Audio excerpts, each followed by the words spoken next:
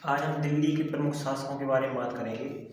सबसे पहले हम बात करते हैं 1130 से दिल्ली की सल्तनत की शुरुआत हुई। 1130 इसलिए क्योंकि 1130 से पहले दिल्ली का कोई अस्तित्व नहीं था। 1130 में अनंगपाल नाम के राजपूत वंशी शासक जो तोमर वंश के थे, उन्होंने दिल्ली की स्थापना की। तो उनका नाम था अनंगपाल, जो कि तोमर वंश के थे।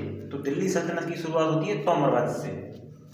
तो तोमर वंश का शासन जो था वो 1130 से 1165 तक रहा। उसमें अनंगपाल नाम के जो उनके शासक थे वो 1130 से 1145 तक उन्होंने शासन किया। उसके बाद उनका 20 साल और इसी वंश का शासन चला, लेकिन उसमें कोई ऐसा प्रतापी सम्राट नहीं था। सत्ताएं बदलती रहीं, तो इसीलिए सबसे प्रमुख अनंगपाल को माना जाता है। तोमर वंश के समापन के बाद चौहान वंश का उदय हुआ। चौहान वंश की शुरुआत हुई थी 1165 से 1192 तक तो चला था। अब चौहान वंश में सबसे प्रतापी सम्राट के रूप में पृथ्वीराज चौहान को देखा जाता है। पृथ्वीराज चौहान ने 1175 से लेकर 1192 ईस्वी तक शासन किया। अब 1165 से 1175 तक पृथ्वीराज चौहान के वंशज ही उनके पिताजी दादाजी ने शासन किया।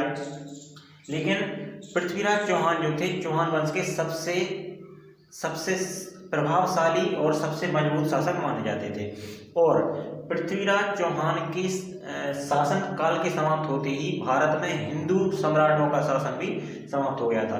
1992 में पृथ्वीराज चौहान को बंदी बनाया था मोहम्मद गौरी ने, और जैसे ही उन्होंने बंदी बनाया वैसे ही भारत में पृथ्वीराज चौहान का शासन समाप्त हुआ, चौहान वंश का भी शासन समाप्त हुआ, और भारतीय हिंदू सम्राट जो दिल्ली के तख्त पर बैठते थे उनका भी शासन समाप्त हो गया। 1175 से 1192 तक पृथ्वीराज चौहान ने शासन किया। तो 1192 में चौहान वंश के समापन के बाद अगले 14 वर्ष तक, मतलब कि 1206 तक राजनीतिक उठापटक चलती रही। दिल्ली में किसी का स्थायी शासन नहीं हुआ। लेकिन उसके बाद भारत में तुर्क देश के शासकों का आक्रमण आरंभ हुआ, जिसको हम तुर्क कहते हैं। तुर्की देश के आक्रमण आरंभ हुए। तुर्क शासक में तुर्कों का शासन जो था वो 1206 से 1290 तक भारत में चला। उसमें सबसे प्रमुख था कुतुबुद्दीन ऐबक, जिसने तुर्क शासन का उसने नींव डाली थी। 1206 से 1210 तक उसने सिर्फ शासन किया। हालांकि वो उसका संस्थापक था, लेकिन उसका शासन सिर्फ 4 वर्ष चला था। अब उसके बाद शमसुद्दीन इल्तुतमिश जो था वो कुतुबुद्दीन ऐबक का दामाद था, उसका पुत्र नहीं था। कुतुबुद्दीन ऐबक का दामाद था। उसने 1210 से लेकर 1236 तक भारत में दिल्ली में शासन किया। अब इल्तुतमिश की एक पुत्री थी रजिया सुल्तान, उसके 2 बेटे भी थे। एक जो बड़ा पुत्र था वो जब इल्तुतमिश जो है शासन कर रहा था दिल्ली में, तब वो उसका पुत्र बंगाल में शासक था।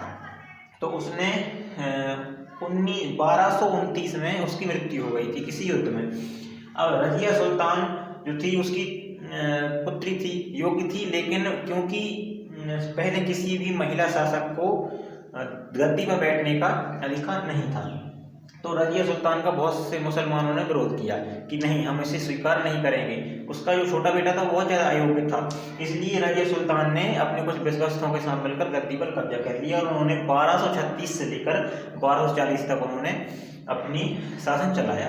और लेकिन 1240 में उनकी मृत्यु हो गई, क्योंकि विद्रोह बहुत ज़्यादा हो रहा था। अब 1240 में रजिया सुल्तान की मृत्यु के बाद 1206 तक उसके भाई को गद्दी में बैठाया गया, पर वो हट गया। उसके बाद बहुत सारी उठापटक राजनीति में हुई, लेकिन कोई स्थायी शासक नहीं बन पाया। तो 1246 में नासिरुद्दीन महमूद जो है उसने 1246 में गद्दी पर वो बैठा, और 1260 तक शासन उसने किया। लेकिन उसमें 1260 तक उसके शासन में सिर्फ अकेला कोई नहीं था, उसके कुछ पुत्र और उसके कुछ संबंधी ने उसमें शासन किया था, क्योंकि ये जो था वो ऐबक वंश का नहीं था। उसके बाद जो शासन आया अगले 5 साल तक भी फिर ऐसे ही शासन बदलते रहे। लेकिन अगले 5 साल के बाद मतलब 1265 में गयासुद्दीन बलबन नाम का जो तुर्कों का ही एक सेवक था, जो तुर्क से ही आया था, जो कुतुबुद्दीन ऐबक का ही शासक था, उसी के वंश के लोगों उसी की पीढ़ी का था। तो उसने 1265 में दिल्ली पर गद्दी संभाली और 1265 से उसने 1286 तक उसने बहुत अच्छा शासन चलाया।